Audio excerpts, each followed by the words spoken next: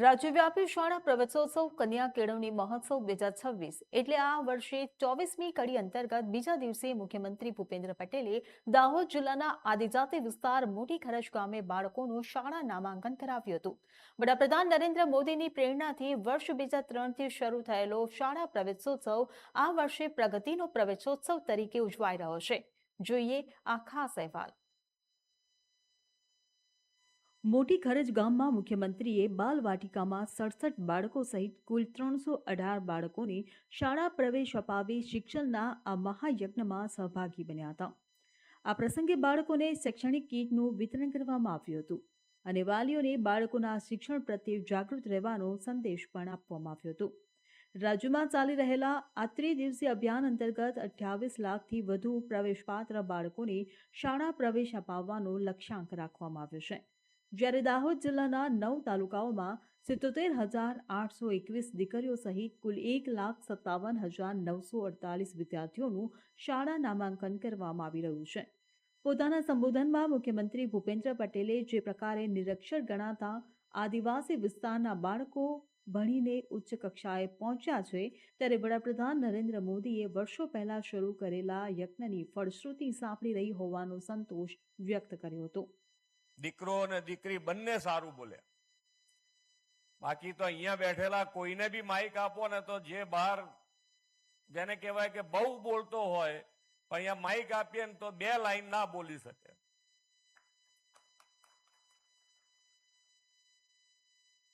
કે માન્ય વડાપ્રધાન શ્રીએ જે બીજ નાખ્યું હતું આજે વટવૃક્ષ થઈ ગયું છે એનો આપણને અહેસાસ થાય છે।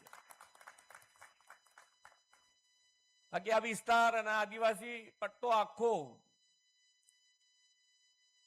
નિરીક્ષર તરીકે અને એની અંદર એક કલંક મિટાવવા માટેનું અભિયાન ચાલુ કર્યું અને આજે અહીંયા બેઠેલા ઘણાય એમના દીકરા દીકરી એન્જિનિયર થયા હશે, ગ્રેજ્યુએટ ભણ્યા હશે, ડોક્ટર થયા હશે અને મારી પાસે જાણકારી છે ત્યાં સુધી પાયલટ પણ બન્યા છે।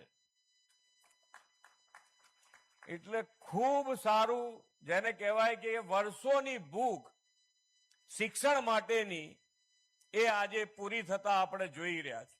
મુખ્યમંત્રી ભૂપેન્દ્ર પટેલે જણાવ્યું કે સરકાર તો બાળકોને શાળામાં પ્રવેશ અપાવે, પણ તે બાળક નિયમિત શાળામાં આવે તે ધ્યાન વાલીઓએ રાખવાનું છે। તેમણે કહ્યું કે સરકાર પ્રવેશ અપાવ્યા બાદ બાળક અડધેથી શાળા છોડી જાય તો શિક્ષકો ઘરે જઈને તેને શાળાએ આવતું કરે છે, ત્યારે સરકાર અને સમાજ સાથે મળીને બાળકોના ભવિષ્ય પર કામ કરે તો શિક્ષણમાં સારા પરિણામ આવશે। તેમણે વાલીઓને ટકોર કરી છે કે શાળામાં જવાનું રાખો, બાળકો ભણે છે કે નહીં, ક્યાંક ખામી હોય તો સુધરશે। તો બાળકોના હાથમાં મોબાઈલ ન આપો અને બાળકોને મોબાઈલ આપો તો એક નિશ્ચિત સમય હોવો જોઈએ, તો ટીવી પણ સમય મુજબ જોવા દો, આ ફરજ વાલીઓની છે। દીકરો દીકરી શું ભણી રહ્યો છે, કેવી રીતનું ભણી રહ્યો છે, ક્યાં કચાશ છે, સ્કૂલમાં કચાશ છે તો સ્કૂલમાં કચાશ હશે તો સ્કૂલની કચાશે દૂર થશે અને ઘરમાં આપણું ક્યાંક ધ્યાન નહીં રહેતું હોય તો એ ધ્યાન રાખવાનું પણ આપણને જાણવા મળશે। અહીંયાથી ખૂબ સારી વાત કરી કે ભાઈ સ્વચ્છતા, તો અત્યારથી છોકરાઓ તમે જુઓ સ્વચ્છતા માટેનું આગ્રહ કરી રહ્યા છે લોકો અને એ દરેક જણ આજ કાલે પણ મારી વાત હતી કે આજે તમે જુઓ તો કોઈના ઘરમાં અહીંયા બેઠેલા જો અત્યારથી મોબાઈલ ચાલુ છે, લાઈટ અહીંયાથી દેખાય છે એટલે દરેકના ઘેર મોબાઈલ છે, દરેકના ઘરે મોબાઈલ છે જ। નાના નાના છોકરાઓના હાથમાં મોબાઈલ આવે છોડે જ નહીં। પછી આદિજાતિ વિસ્તારોમાં શિક્ષણનું પ્રમાણ વધે, કોઈ પણ બાળક શિક્ષણથી વંચિત ન રહે અને ગુણવત્તાયુક્ત શિક્ષણનો લાભ દરેક બાળક સુધી પહોંચે તે માટે રાજ્ય સરકાર દ્વારા શાળા પ્રવેશોત્સવને જન આંદોલનનું સ્વરૂપ આપવામાં આવ્યું છે। મોટી ખરજ ગામે યોજાયેલ કાર્યક્રમમાં શિક્ષણ પ્રત્યેનો ઉત્સાહ અને લોક ભાગીદારી પણ જોવા મળી હતી। બ્યુરો રિપોર્ટ, ગ્રોથ નાવ ન્યૂઝ।